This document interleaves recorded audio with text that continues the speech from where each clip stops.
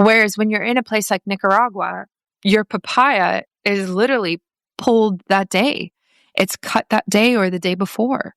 Or you have fish that's caught that morning that then is cooked that evening that you eat. And so it's like this beautiful way of eating of how we used to be, of like eating from the land, eating from the resources within a few kilometers of us.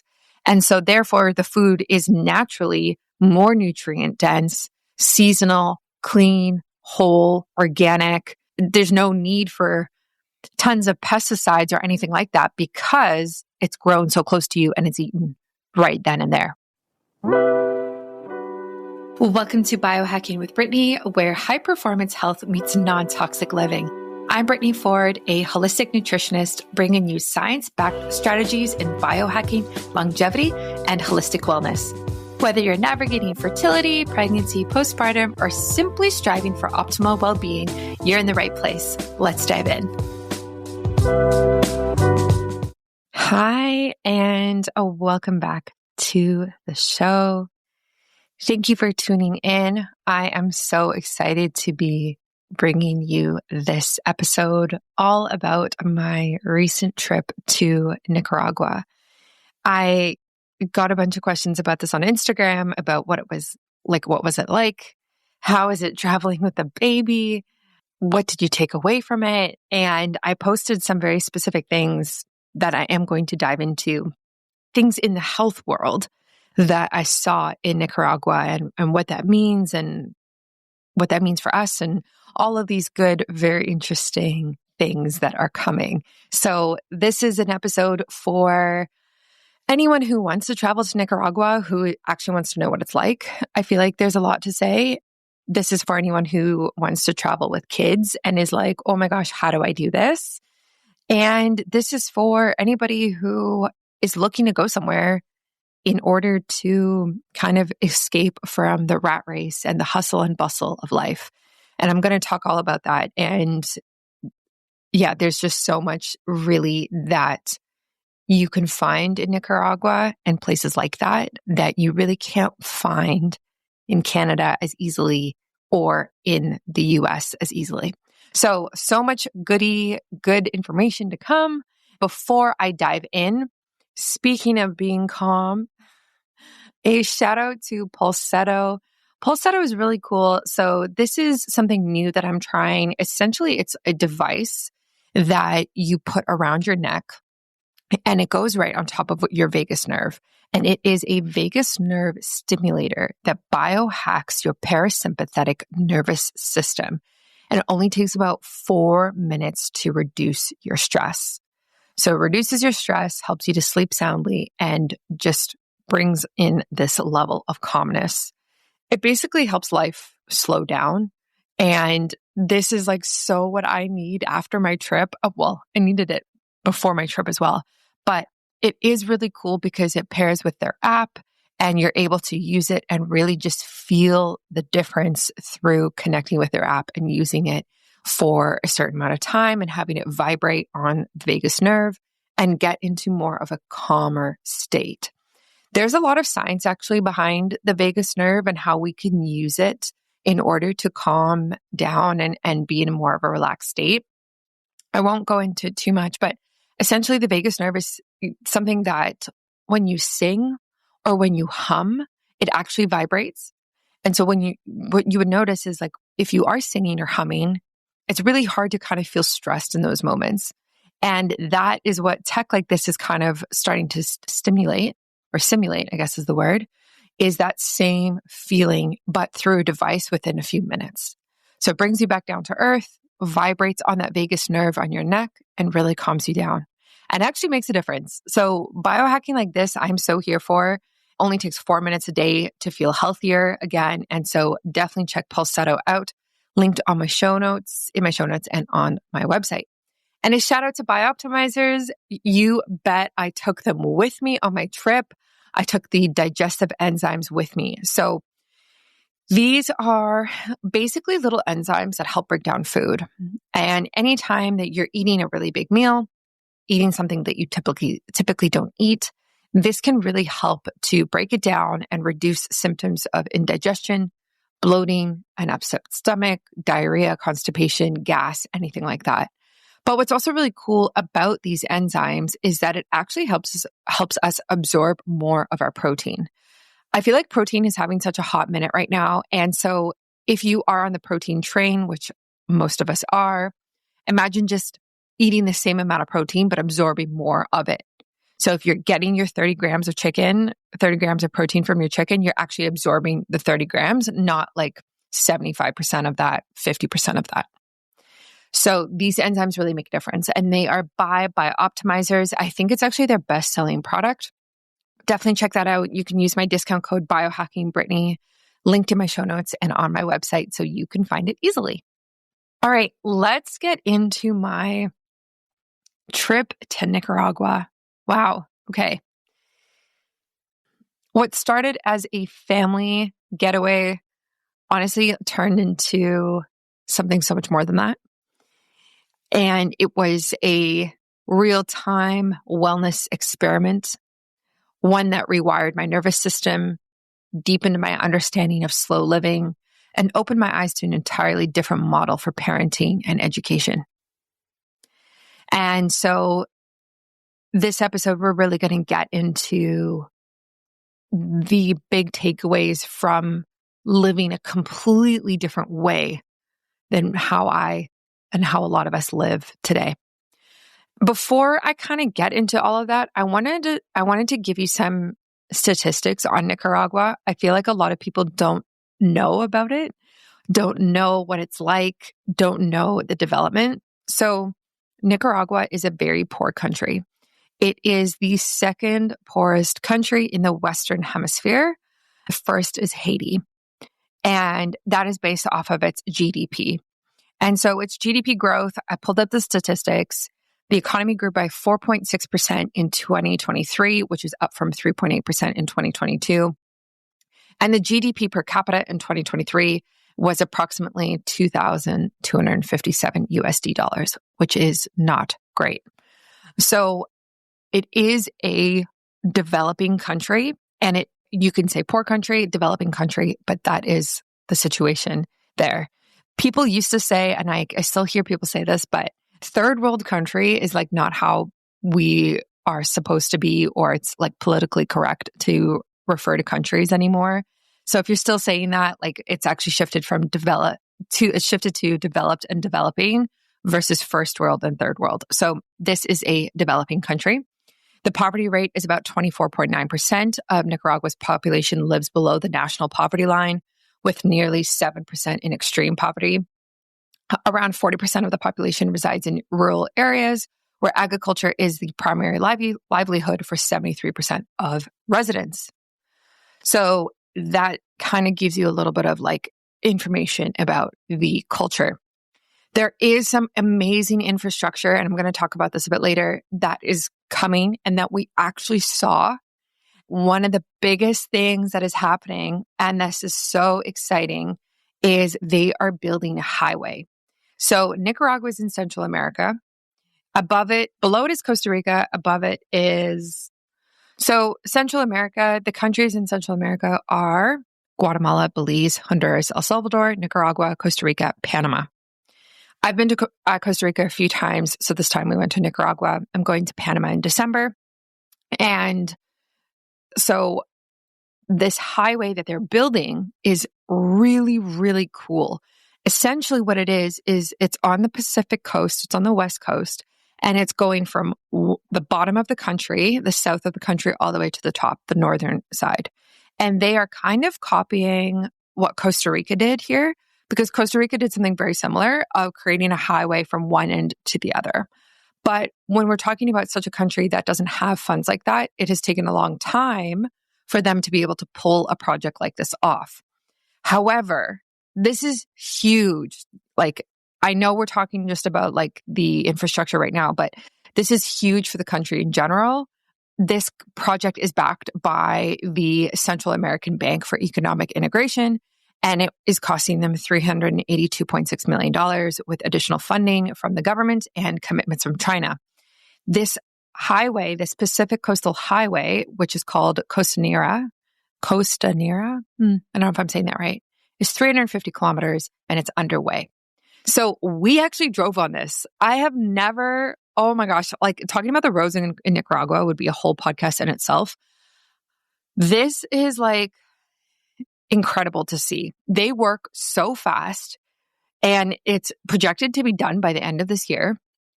And we got to go in and off of this as we toured the different beaches and went to different places. And it was incredible to see this. This highway is changing the game for places like Nicaragua. Like what this does is it connects all of the small little beach towns to a main highway, which then connects to the main cities and the main airport in Managua. This allows tourism to be so much easier. This allows people to actually get to these more rural places faster. And even when we were looking on Google Maps, when we were driving, Google Maps has not been updated to reflect this highway as it progresses. So when we were driving, we would be on the highway and they would kind of tell us where to go, and it would shave off 30 minutes, 45 minutes here and there where we were going. And so this is a huge, huge deal for a country like this. The highway is, 2 lanes on each side in most places, and is just really cool from a tourism standpoint because it increases accessibility and affordability and everything like that. But it's also really amazing for the people who live in Nicaragua, who work in different parts of the country and are now able to actually get to these places easier and faster. And there's less of a commute. There's more ability to transport goods faster. Like it just opens up so many doors for the country. So I was really excited to be able to see this, to drive on the highway. And it was amazing. And let me just tell you, I actually took a video of it. I should post it on Instagram. Wherever you are listening to this, I guarantee your highways do not look like this. Okay. So picture a 4-lane paved road that most of the time right now, at least when we were there, didn't have any paint on it. So it didn't have any lines. And there's not a lot of cars. So there's not a lot of people there. There's not a lot of tourists. And on the highway is like all sorts of things. Like I'm telling you, people are on motorbikes, people driving SUVs like we were, cows, chickens on the side, like stray dogs, kids on the back of motorbikes, like just like horse and buggy, like all sorts of things. And it was like so fun and so cool to see that type of living in that type of way versus like here, especially in Canada and the US, it's like car after car, traffic, everything like that. Once you leave Managua, there is not really a lot of traffic lights. Like we didn't come into any. It was even roundabouts. There were really few stop signs. There were some stop signs in San Juan del Sur, but it's very like there was no accidents. We didn't see any issues. There's trucks, like I said, especially when you get onto the more rural roads, like the dirt roads, the single lane roads. It's a very different type of driving. And I really, if you're going to go, I drove a little bit. My husband, Ryan, drove like 98% of the time. He's a really good driver. And I felt completely safe with him driving. And he loves stuff like this. Like he loves the off-roading and the roughness of it, if you want to say. But it's a completely different way of thinking when you're looking and there's like animals and fruit stands and people walking and a chicken cart and like all of these different things. It's so different. So it was really cool to see. And that is just a little info about the highway system that's going on there. The tourism trends are increasing. So in 2023, Nicaragua welcomed over 1.2 million visitors, marking a 28.9% increase from the previous year. Tourism income reached about $739 million in 2023, which is a 24% increase from 2022. Honestly, that's not a lot.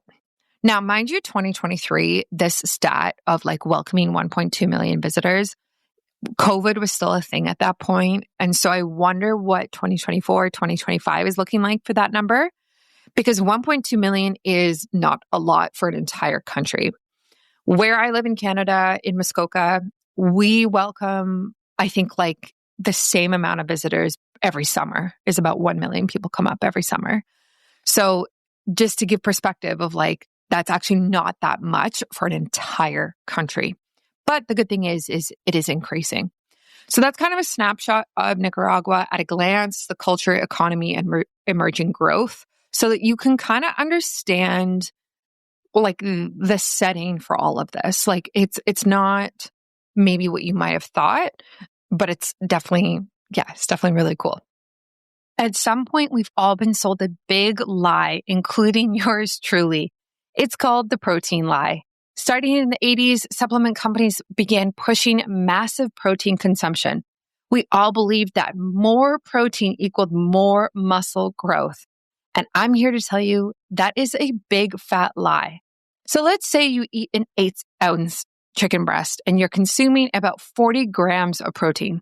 However, just because something contains 40 grams of protein, it doesn't necessarily mean you're going to absorb all 40 grams. Without enzymes, most of it ends up in the toilet bowl. Ouch.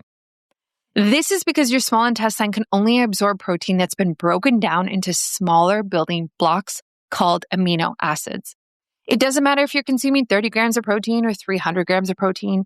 If you don't have a sufficient supply of enzymes to digest that protein, your muscles will be starving for those vital building blocks. That's why it's crucial you take a high quality enzyme. Before you run out and buy a bottle of enzymes, you need to know exactly what to look for. The sad truth is most enzymes are of little to no value if you want to build muscle. The hefty costs stop most companies from developing and stabilizing proteolytic enzymes.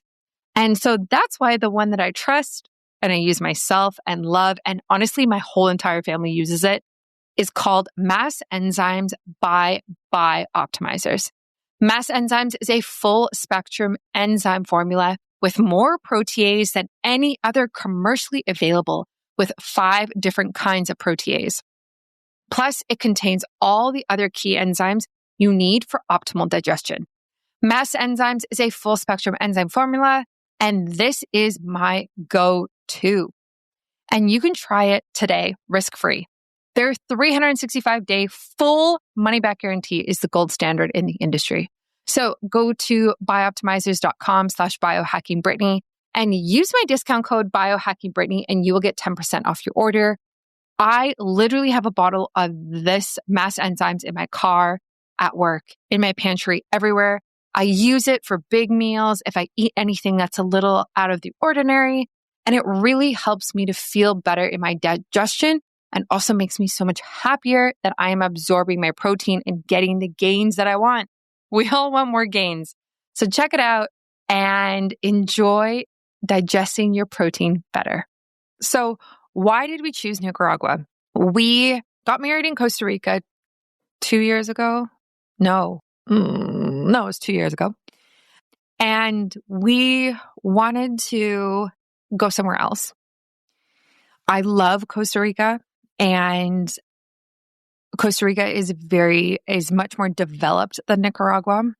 There's a ton of money in Costa Rica now. There's a ton of wealthy people who live there, who have homes there. The tourism is off the charts.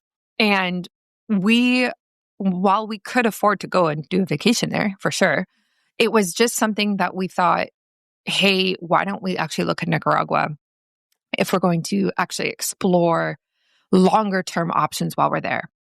So we chose it for its natural beauty, affordability, and alignment with our health principles, the Blue Zone principles, and kind of minus the commercialization that you get in a place like Costa Rica.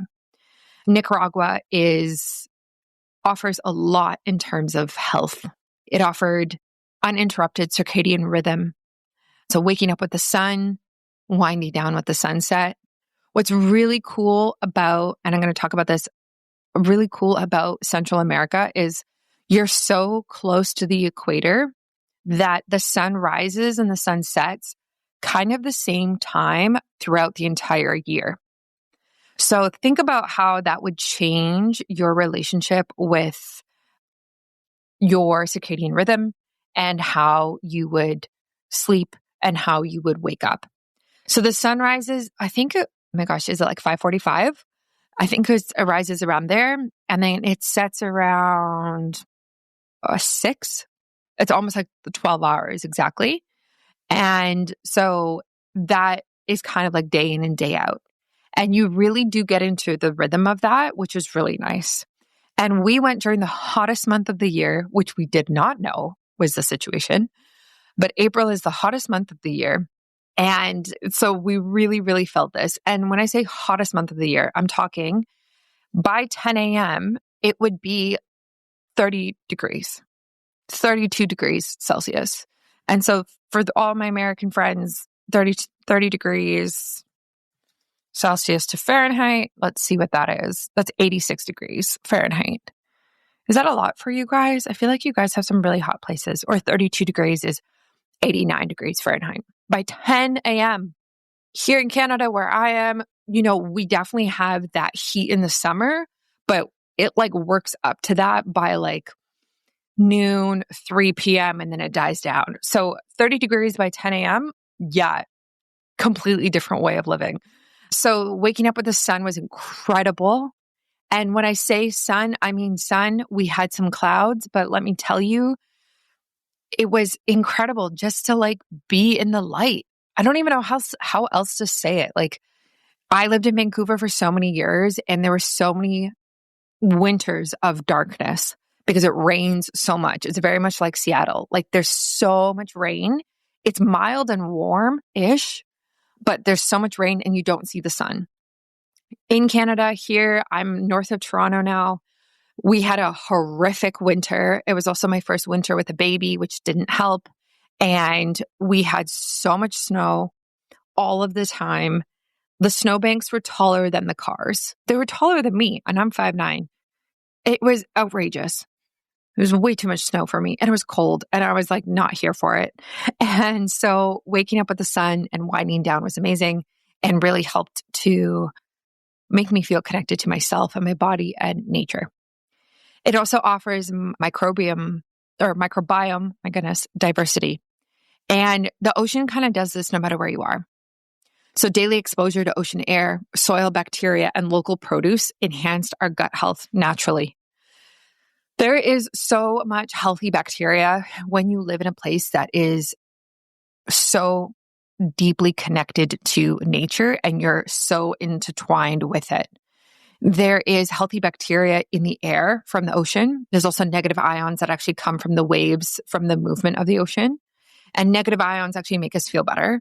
They boost our mood and they increase how we feel. And so that's why if you've ever walked on the ocean or if you ever walked on the beach and you feel better, there's multiple things that are happening there. But one of them is the negative ions that come from the ocean and from the movement of the water that are released into the air that then make you feel better. So there's the bacteria as well that comes from the ocean. There's the bacteria when you're walking on the sand barefoot. There's the bacteria in the air that is naturally coming from all the different plants and the trees and the diversity of the flora all around you. And then obviously as well, the produce, which we're going to get into food a little bit later. There are minimal EMFs. So there's limited tech. There's fewer towers, fewer 5G towers, and less environmental noise meant better sleep and deeper rest. So where we were in San Juan del Sur, which I think is the biggest tourist spot in Nicaragua, it's a little surf town. There was fiber internet. There was internet. There was data I had on my phone, and it was fine and it was working. But there is just less tech in general. I don't know how else to say it. Like you're not driving past billboards that are like electronically showing different ads. There's no lights like traffic lights, right? There's way less like signs that glow that are plugged in that are emitting that like blue light to you when you drive by. The tech in general is just not as much there.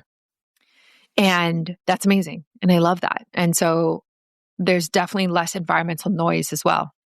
And there's more time freedom. So there's less schedule, less structure, and just intuitive living.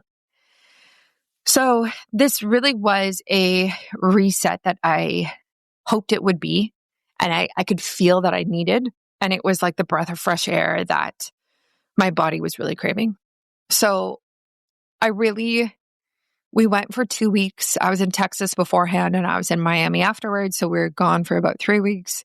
And it took me a while once we got to Nicaragua to kind of settle. And this has happened before with me. I remember going on a camping trip a few years ago with my husband and some friends. We went up the ocean off grid, completely off grid, like no cell phone towers, no Wi-Fi, like no one could contact us. So we took our dinghy up the ocean and went to this off grid camping spot. And I think it was for a few nights. And I remember being there and being like, why do I feel like I'm still in fight or flight? Even though I'm so deeply in nature right now, I still feel like I can't calm down. And that kind of happened again here. And that shows me that my nervous system after having a baby is not ideally where I would like it to be. And I think that's very common. And I think there's multiple factors into that of like where I live. I'm not around my friends anymore. My family is close by, but not that close by. I'm not as connected to nature as I'd want to be. There's multiple factors into that. But when I got to Nicaragua and the first week we stayed at this resort called Tree Casa, I noticed the first few days that I was still in that like sympathetic fight or flight, irritated mode, to be honest. And then I think it was by day 3, maybe, I like started to chill and get into the parasympathetic state, this rest and digest mode, and get out of this chronic sympathetic overdrive that I was in. So in Nicaragua, my HRV improved, which is my heart rate variability improved noticeably. And this is many reasons could be factoring into this. So the daily barefoot grounding, I was barefoot all the time, walking around the resort, walking on the ocean, on the beach. This is also a reflection of like the natural light exposure and kind of just living in rhythm with the sun. My cortisol curve normalized. I had less midday crashes, less wake ups in, 4 a.m., that type of idea. I slept deeper and longer, even though I was still breastfeeding on demand. And so this just really showed me that like this still feels very raw. Like you can probably hear it in my voice, but it shows me that I need to kind of take away from this.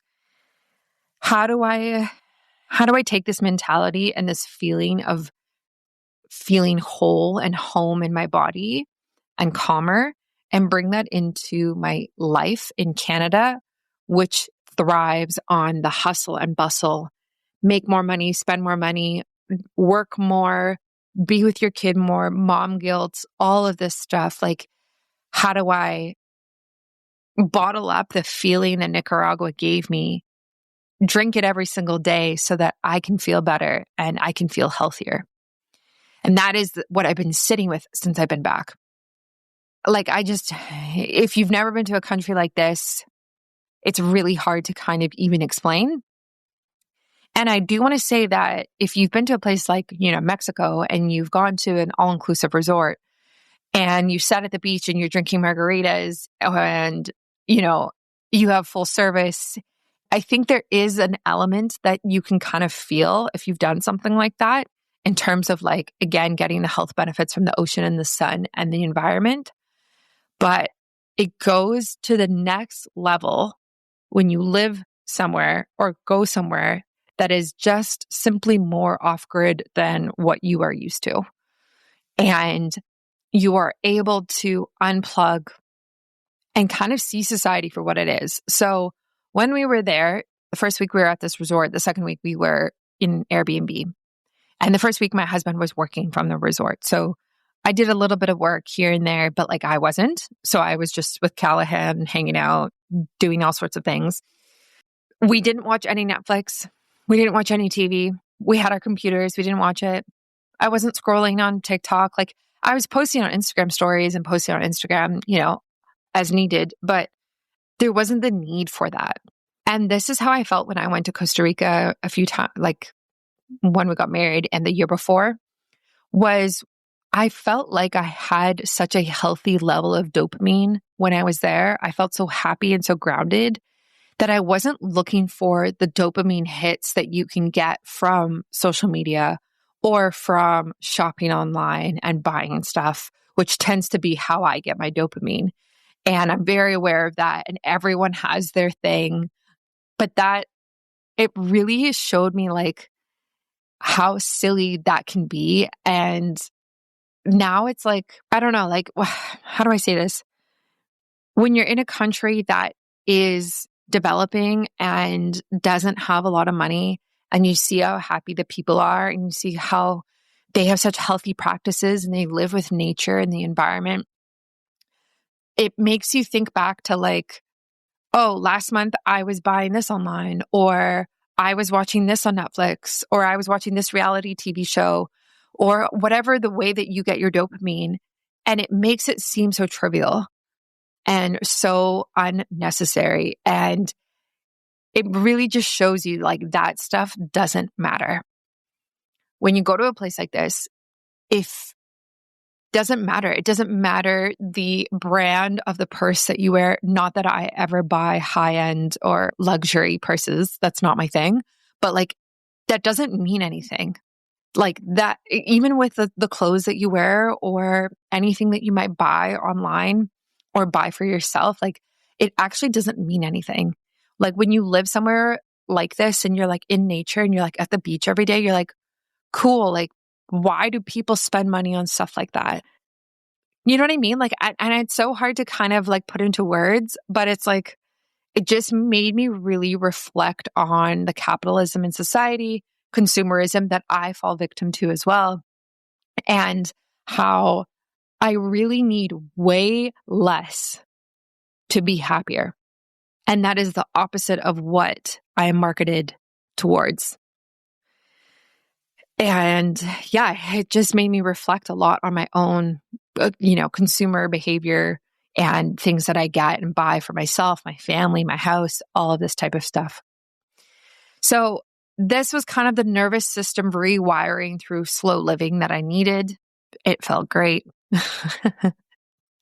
And I've been back for about a week and a bit now. And I feel like I'm still holding on to it, trying to anyway. So one of the other things that was really cool was we did a lot of looking into the food in Nicaragua. And the food is clean, whole, and seasonal. And when I was at the Tree Casa Resort, I toured their hydroponic and permaculture farm. And 70% of what they eat is actually grown on site. Fruit like papaya, passion fruit, and even coconut water was great and became daily staples. And it was really amazing to, first of all, try all of the fruit and vegetables that was literally grown there versus like me in the store here picking up fruit that's grown in Mexico, which is thousands of kilometers away and is picked off of the trees before it ripens. It ripens in the crates, in the trucks as it drives over here. And so it's missing so many nutrients that would typically come in that food because it was pulled off of the vine or off of the tree sooner than it should have. Whereas when you're in a place like Nicaragua, your papaya is literally, pulled that day. It's cut that day or the day before. Or you have fish that's caught that morning that then is cooked that evening that you eat. And so it's like this beautiful way of eating of how we used to be, of like eating from the land, eating from the resources within a few kilometers of us. And so therefore the food is naturally more nutrient dense, seasonal, clean, whole, organic, and there's no need for tons of pesticides or anything like that because it's grown so close to you and it's eaten right then and there, which was really amazing to see. So doing this farm tour was incredible. It was done basically in all Spanish. Ryan has been just wonderful translator. He has, I don't know what his, I think his Duolingo streak is like maybe, I don't know, 700 days or something insane. And so he's been taking Spanish really seriously. And he was incredible on this trip to be able to get us, and translate things for us, which was really cool to see. And so now I'm on Duolingo, getting my Spanish back up and going. And so he translated a lot of this tour. And it was amazing to see, like, they use different herbs that they plant throughout the garden, like thyme, to get rid of bugs and get rid of beetles because they don't like the smell of it. They have people who like pick off all the caterpillars. They have a hydroponic farm, which was so cool to see. I posted about this on Instagram if you want to see the footage. But essentially, they have the tilapia fish in this like barrel, I don't know, pond, let's say.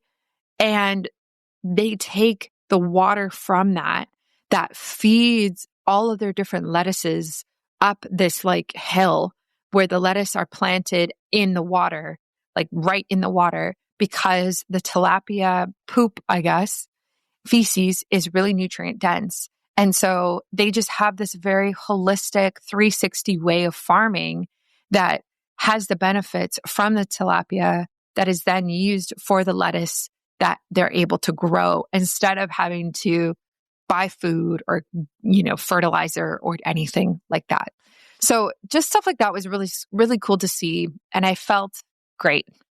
And what's actually crazy is I thought I was going to gain weight from this trip because I was like eating more than I normally eat. And you're eating like, especially at the resort, like 3 meals a day that are like Buddha bowls and like all stuff like that. You know what I mean? Like smoothies. And I wasn't drinking any alcohol or anything, but I actually lost weight. So I came back and I was like, I weighed myself, and not that that really means a lot, but I lost, I think, like 4 pounds, I think within 3 weeks, which I was shocked at and was not trying to lose weight at all. And it could be from like the food and all the walking, but honestly, it also could be from like lowering my stress and just feeling more connected to the world and to nature. So that was really nice. Obviously, as somebody who had a baby and is just trying to like not get my body back, but trying to optimize my health and my body, it was interesting to see that for sure. So local organic produce actually supports the gut-brain axis as well. So my gut felt really good. And by increasing short-chain fatty acid production and microbia diversity, both of these improve mood, immunity, and even hormonal balance, which makes sense. So rather than like subscribing to a detox of like celery juice, you can eat fruit with your hands and be barefoot in the sun and get way more health benefits from doing something like that. I want to talk about touring the schools in Nicaragua. I posted a story about this on Instagram, not even really meaning to get a lot of replies or anything like that. And I got so many people replying, being like, where is the school? Oh my goodness, this is amazing. So let me tell you what we did. So we are considering doing a bit of a snowbird, that's what they call it in Canada, snowbird situation, where every winter we fly south. And since I work online completely, so does Ryan. And, we've had our baby. We're not having another baby anytime soon. We can do something like this. And we have traveled quite a bit in our lives already. And this is something that we can afford and do and figure out. And so part of our trip was thinking, is Nicaragua the place that we want to go? So we looked at properties, we looked at land, and we looked at schools when we were there, because we were thinking long term for this. The other factor in this is that my husband, he works for a tech company in California, a startup. It's not a forever position. There's not a lot I can say, but it's something that there might be another year there maximum for him. And so he's thinking like, what do I want to do with my life? Like he's worked in tech for so long that he's ready for something else. And so he wants to take time off of work, do a bit of a sabbatical, and potentially help me with my business or start a business in a place like Nicaragua, whether that's a fishing business, a retreat center, an Airbnb, we don't know. But that's kind of our thinking for the future. So part of what we did was we went and looked at 2 different schools when we were there. The first school we went to was the Tambran School, and this is actually at the Tree Casa Resort. The second school we looked at was the San Juan Day School. So Tambran School, this Tree Casa Resort I highly recommend it if you're going to San Juan del Sur, is owned or started by, I think it's owned by a couple of guys in California. And so there's a ton of money that kind of flows into it, and you can really tell. And part of what they're doing is they're developing this school. And when we were there, the current school right now is like in this, what used to be the spa. So this is like a few rooms at the resort. But they're building this beautiful school that was actually inspired by, I think it was Scandinavia, that they said they went to Scandinavia and they went to take a look at the designs there for schools, and they brought it back to Nicaragua, and that's what they're creating. A very outdoor school, multiple classrooms, an indoor gym, outdoor fields, soccer fields, everything like that. And so that's what they're currently building. We drove past it, we saw them building it, and it's apparently going to be done by the end of this year. So we went to this Tambran school, and it was really cool. So we met with one of the women she works in admin, and she was actually working in Vancouver before she went to Nicaragua. So small world. And we just talked about education.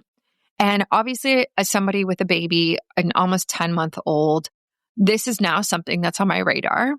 Whereas before I had a kid, I kind of knew about education and Waldorf and Montessori schools, but I didn't really know a lot about it or care a lot. And now it's like very different once you have a kid, because you're like, holy smokes, how you spend your time is really going to shape your entire life.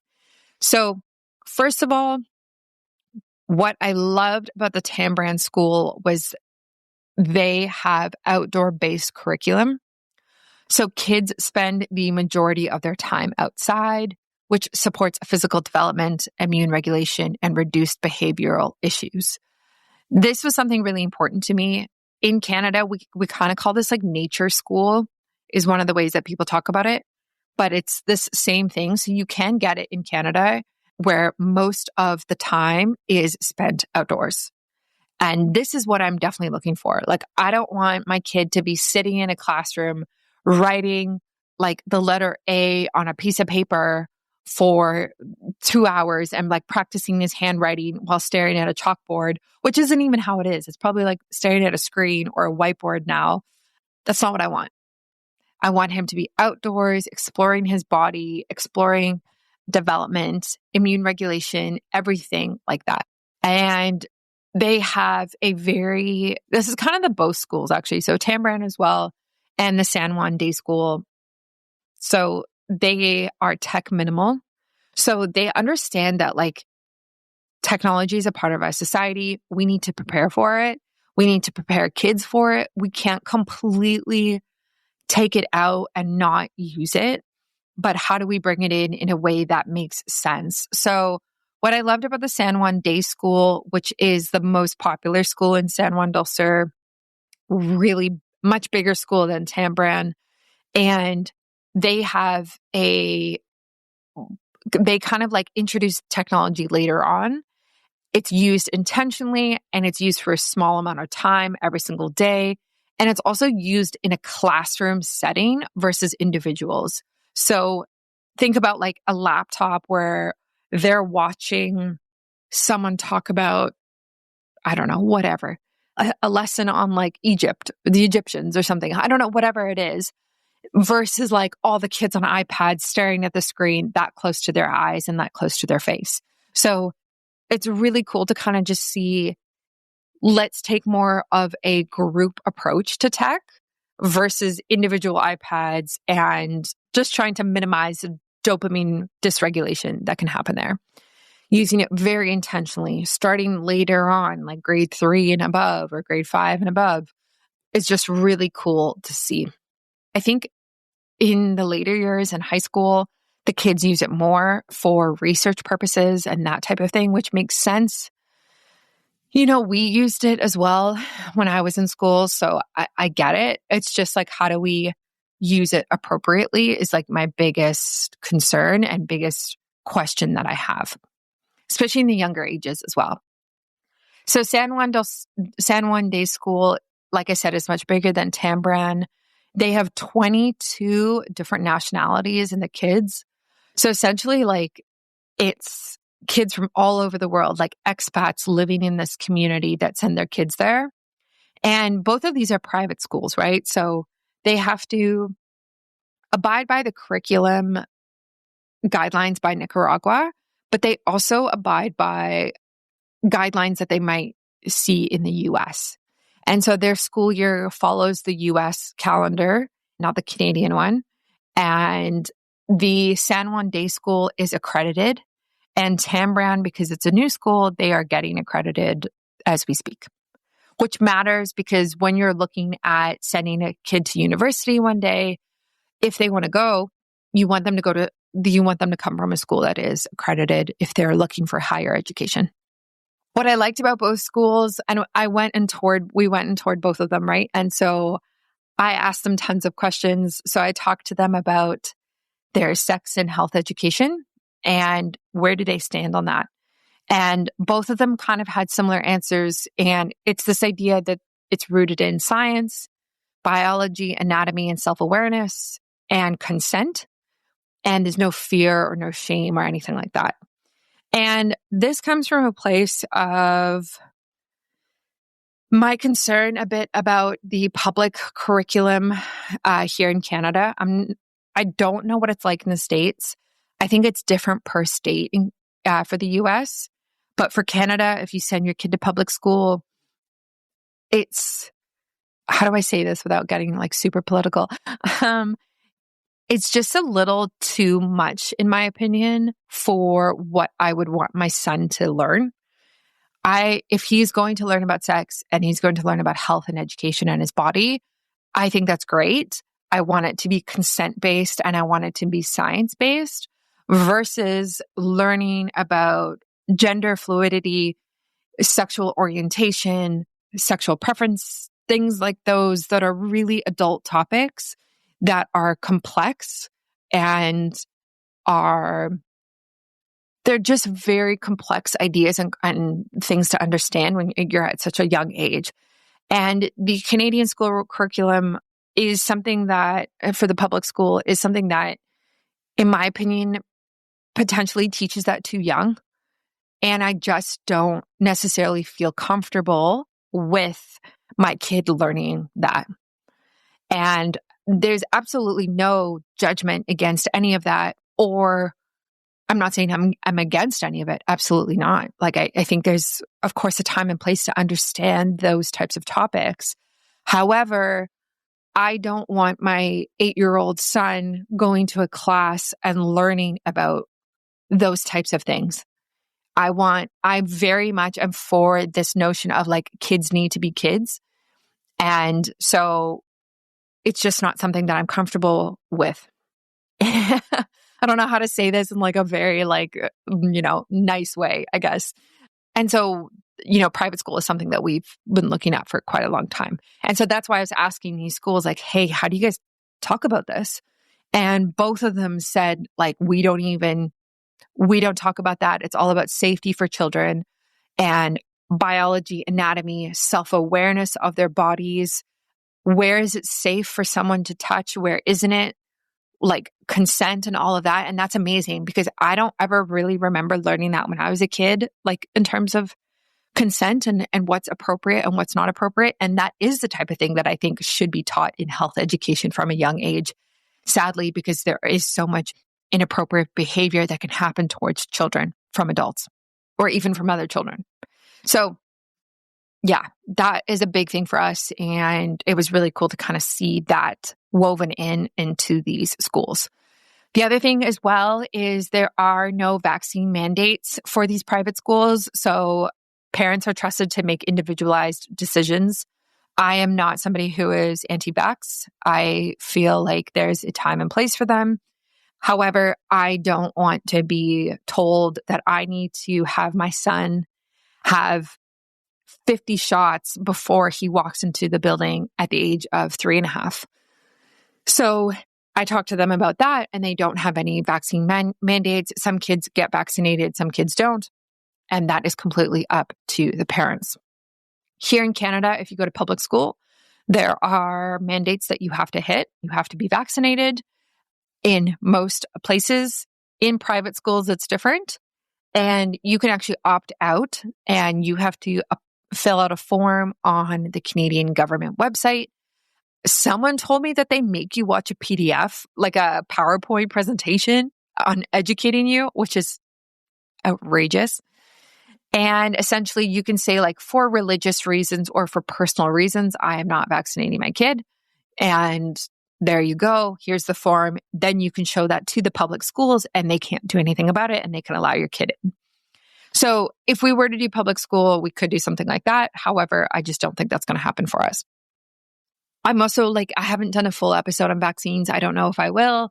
I am, like I said, I'm not against them. I just am making the best decision for us. I think there's a way to do specific vaccines in a healthier way. And I think that you can do a slow schedule of them, which I've seen people do, and start later in life. So like at age 2, age 3, you can do like one vaccine every 6 months. Like there are people who do more of a slow rollout of them versus after you give birth, they want to give your baby the Hep B vaccine right away. And then you're on a schedule like every 2 months, and it's just insanity. So for us, I think everyone needs to make the best decision for themselves. For me personally, it's not something that I am leaning towards right now. It doesn't mean we won't do more vaccines or any vaccines in the future. And so it was really nice to hear that as well.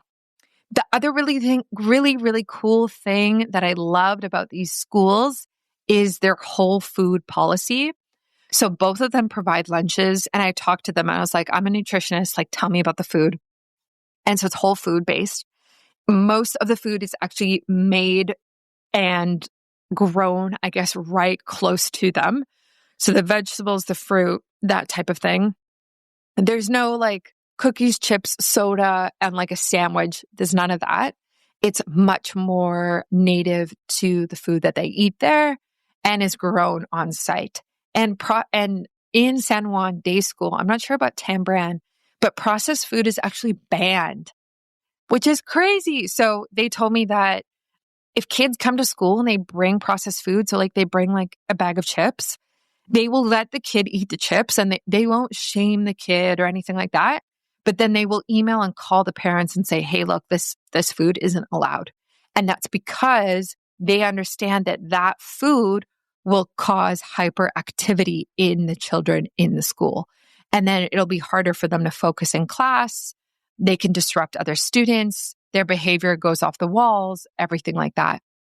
So that was so cool to learn, is wow, you guys really understand the connection between nutrition and behavior and development here, especially for children. And I loved seeing that.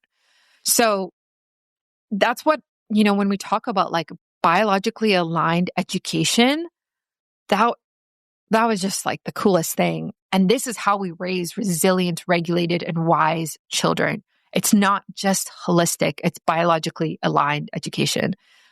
I love that, and I'm obsessed. The other thing I want to say about these schools that I don't see in Canada is this idea of parents getting involved. When we toured the San Juan Day School, it was Earth Week. And in the middle of the school, so it's all outdoors, right? The classrooms, the hallways are all outdoors with cover from the sun. But then the classrooms are, obviously there's roofs and walls and things like that. And so we were walking on this outdoor hallway, and there's like a field, like grass in between the classrooms. And there was a solar panel little setup. So there were solar panels on the ground connected to this water pump. And I was like, what's going on here? And they told me that one of the kids, their parent, was an expert in solar panels and solar energy, and came in for Earth Week and did a demonstration and taught the kids on like how solar energy works.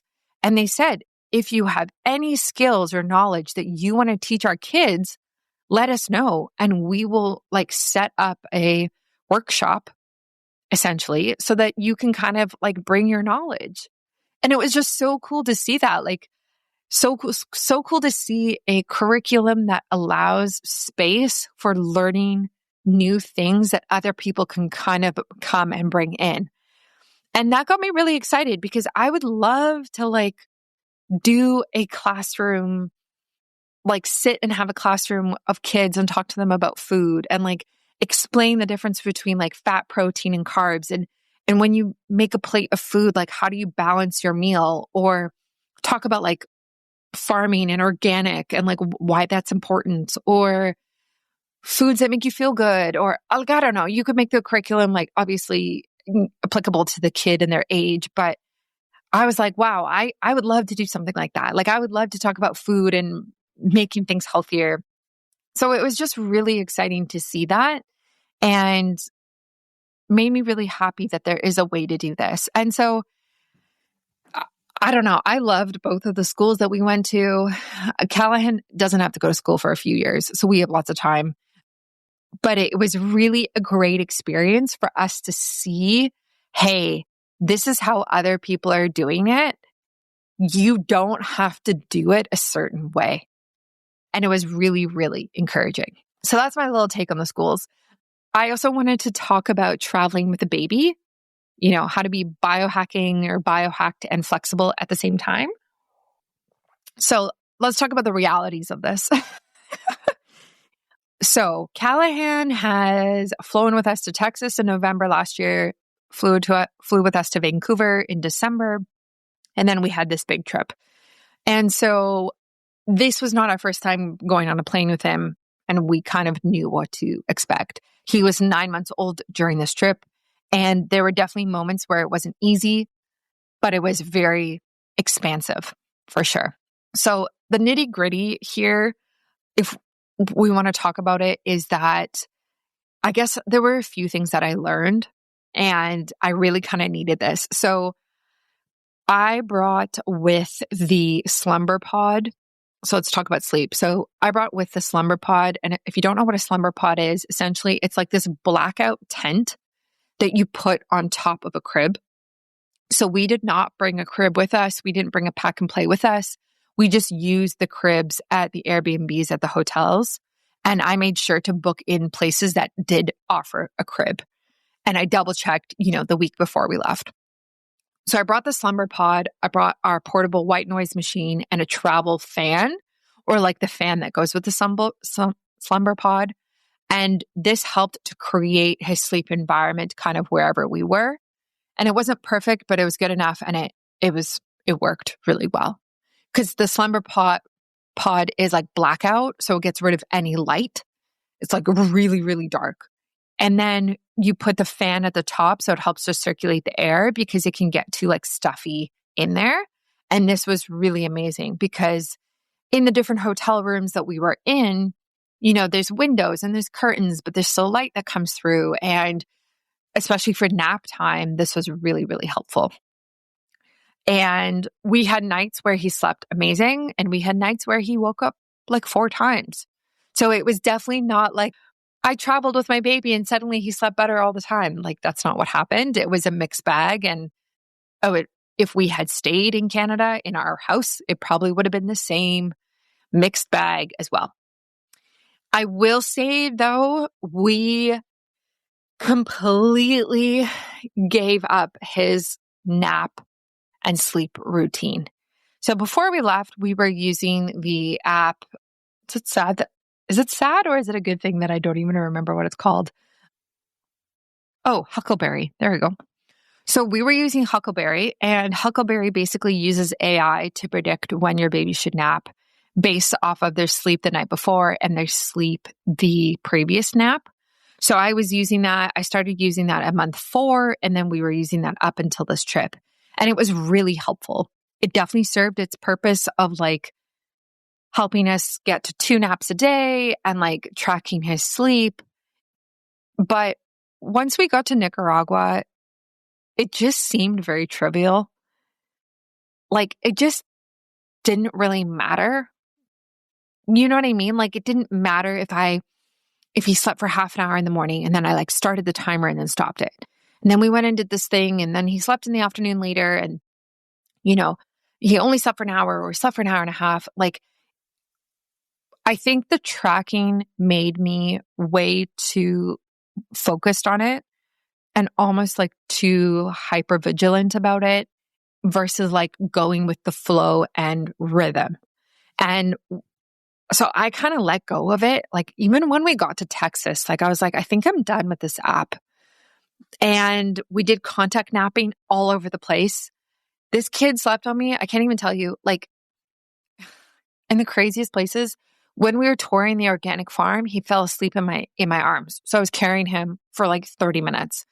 We went to this private beach and we took a truck there and we were sitting in the back of this truck and it was on this like crazy rough road with potholes and like you're going up and down and all over the place. And he fell asleep on the way there and on the way back in the bright sunlight on this crazy road.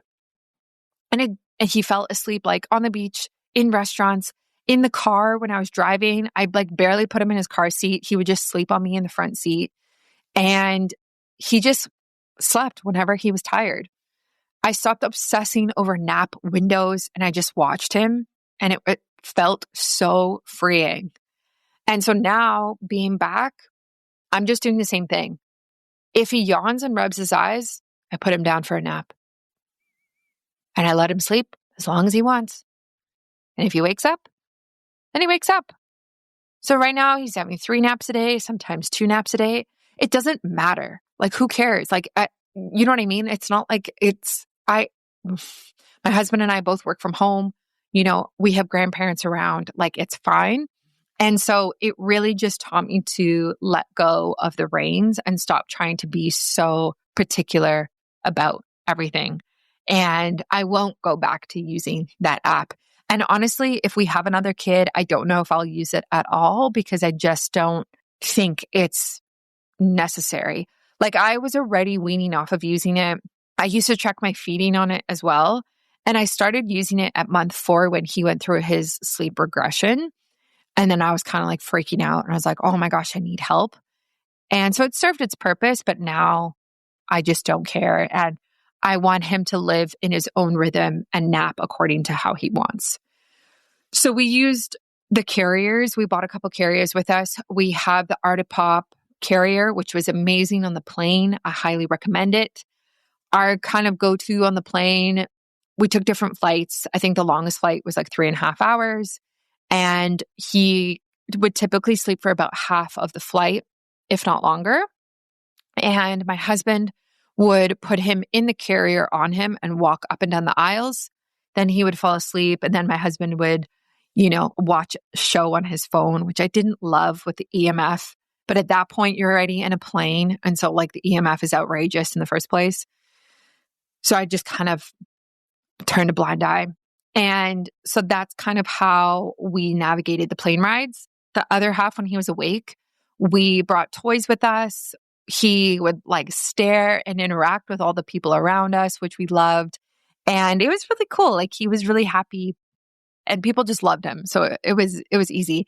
I also bought this bag of toys. I can find the name if you're interested, or just message me on Instagram at biohacking Brittany and I'll send it to you. There's this company that sends you a bag of toys for the plane, depending on the age of your child. So we bought the one that's age 6 to 12 months. And it was a whole bag of toys he's never seen before. And it had like little activities in there. And so we would just pull different things out of this bag and just try to use them to keep him like occupied and keep things fresh and like, you know, keep him busy. So we also brought the shoulder carrier with us, which was amazing for the beach. We loved that. And it had a little sunshade on it. And it goes up to age 3 or 4, maybe even older. So it's definitely one of those things that you buy long term. I can link that as well if you're interested in the one that we got. And he loved it. Like such a cool point of view, right? Like being so high up. And so that was also really great for us and made it safe. And we knew where he was. And then we brought our travel stroller. So we had the Nuna travel stroller, my favorite. I highly recommend it. It is expensive. You can wait for it to go on sale. Nuna stuff always goes on sale multiple times a year. I even messaged them on Instagram asking when the next time it was going to go on sale before I bought it. It's great. It like clips, you like push this button and then the whole thing folds really small. So we would take that. It comes with a case, like a carrier case, and we just put that on the plane and we use that. And we either kept the stroller until the gate or we checked it earlier and we put other stuff in there like diapers and things like that. And it was phenomenal and we loved it. So we had the traditional carrier, the shoulder carrier, the stroller, the car seat, the baby car seat, which is the Nuna car seat. And yeah, so when babies travel and fly, they get 2 pieces of luggage that goes with them for free. And so it's typically the stroller and the car seat. Now, mind you, I don't know if we would take the car seat the next time. So in Nicaragua, I was talking about the roads and the highways earlier. People don't use baby car seats at all. And it's not that it's like they don't know better. It's that it's just not really needed. There's not enough traffic. There's to like worry about a car accident necessarily, right? Like it's just not busy enough. There's not enough on the road. Like it's just a very different way of living. And so he was in his car seat maybe once on our entire Nicaragua trip. And then I would just hold him in the front seat and he would sit with me. He'd breastfeed, he'd fall asleep, and that was fine. So I don't think we would bring the car seat again. And the other thing as well is we rented a car. And when you rent a car, there's always an option to add a car seat to it. So I think instead of lugging our car seat around with us, I think we would just rent one with the car that we rent and then go from there. And when you're in places like Miami or Texas, you can actually get Ubers with car seats in them. So you really have to justify, like, do I need to bring this whole thing with us? Or do we just get Ubers with a car seat and then rent a car with a car seat? Like when we go next winter, I don't know if we will be bringing a car seat with us. Like, I don't think we will. But we will definitely bring the stroller for sure because we used it all around San Juan del Sur. We used it at the restaurants, like all the time. The other thing we brought with us is a chair that like for a high chair. And the one that we have, we call it the lobster. It basically like clips onto any type of surface or counter. And it's like floating. There's no bottom. And then it folds up really small. And we use this in multiple places, although majority of places we went did have high chairs that he could just sit in. But it was a good backup if we needed it. I don't know if we would bring it again. But yeah. So lots of things that you can bring with. But I did a ton of breastfeeding. I'm still breastfeeding on demand. And it's always an anchor for him. I found that Callahan did get a little more mommy focused and clingy on the trip than I probably would have predicted. And I think this is because there was so much newness and so much stimulation that like I feel like home to him. And so it made sense that he wanted me to carry him or he wanted to breastfeed more and feel hydrated and just kind of be with me. And that was fine. Like I'm just responding to his needs and that's appropriate. And so we just kind of, I don't know, went with that. And now that we're home and he's like in his like environment that he knows, I think he's become less reliant on me as well again. And just like this idea in general of like less stuff and more connection, I brought fewer toys and gadgets and we just focused on engagement. We went to the beach, we swam in the pools, we swam in the ocean, we went to restaurants, we went to parks. Yeah, it was great. It was really great. I let him crawl everywhere. And now obviously the next time we go, he's going to be walking. So it's going to be a very different experience. but it was still really cool to see. Yeah. And so now coming back, the integration part is interesting. So it's felt a little, how does it feel? It feels okay. It feels, I'm like still processing and I'm trying to integrate what I learned. So how I'm doing that is I am walking more. It's warmer now, so this is easier. I will say it's spring. And I created a new loop right close to where I live. That's like a half-hour loop. So now I have more walking, which is like grounding in sunlight. I have bought the 5-minute journal. So I'm journaling every morning and night now, which is very new for me. And I am using the Calm app and meditating daily for 10 minutes. So that's very new for me as well to kind of stick to that. And I've been doing that since I've been back because I really do want to feel grounded. I think I arrived in Nicaragua feeling overwhelmed, overstimulated, and just over everything, over the hustle and bustle culture of North America. And I left feeling grounded in myself, in my body, and feeling like my body is my home that I can always return to no matter what. And I think all of us need this opportunity to feel more regulated, more nourished, calmer, and less go, go, go, fight or flight, worried about this and that, things that actually really don't matter. So there was definitely this transformation that happened there of, I want to feel like this more, and I want to feel calmer and better in myself more often through grounding, through sunlight, through healthier food, through more play and less scheduling with my son, less tech. And so I'm really bringing this into my life now that I'm back. And as I design my retreats, this is what we are going to be working on. And this is the transformation. I want women to show up. I don't want them to, but they will. Women will show up feeling how I felt because I've been there so many times and I see so many of my friends feeling like that, showing up feeling like they just can't handle it. There's too much. It's not their fault. There's just too much work. There's too much childcare. There's too much on their plates all the time. There's too much stimulation. And I want women to take a moment through breath work and meditation, movement, food, sunlight, nature, to reset and leave transformed and feeling grounded in their bodies and in themselves. The breath of fresh air that you didn't know you needed. Feeling like you can let your belly go. There's no more tension there. You're not sucking it in, that type of thing. Like, how do we feel and be in a place of calmness?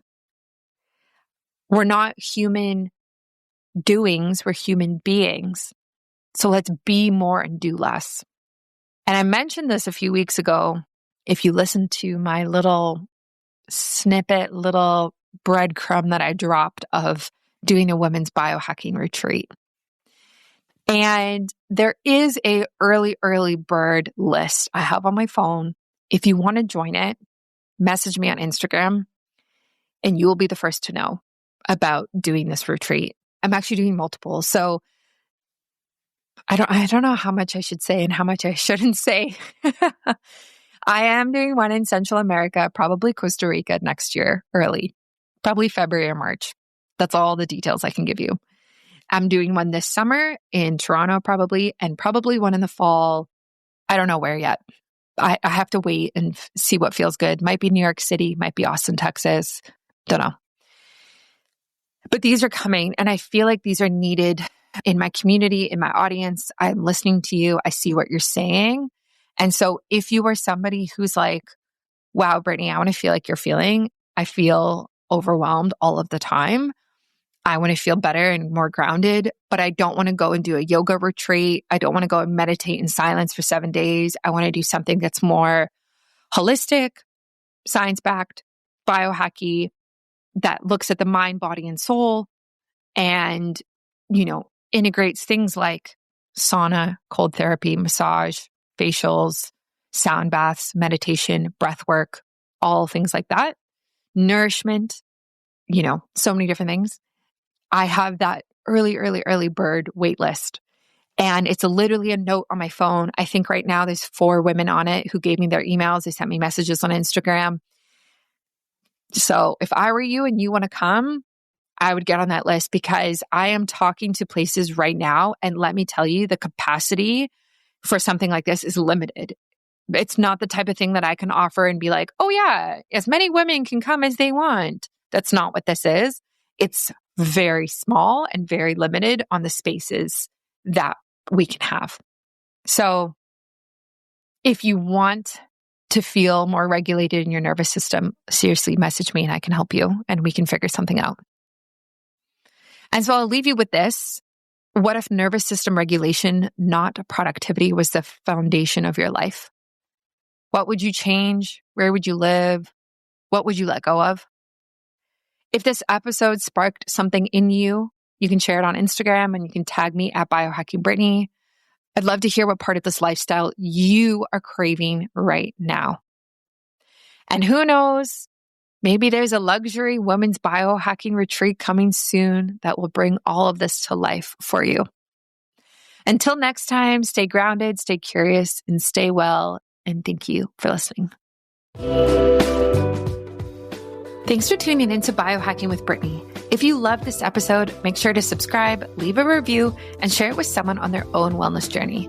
Stay connected with me on Instagram at Biohacking Brittany for more on high performance health, non-toxic living, and the latest in biohacking. Until next time, keep striving for your healthiest, most vibrant self.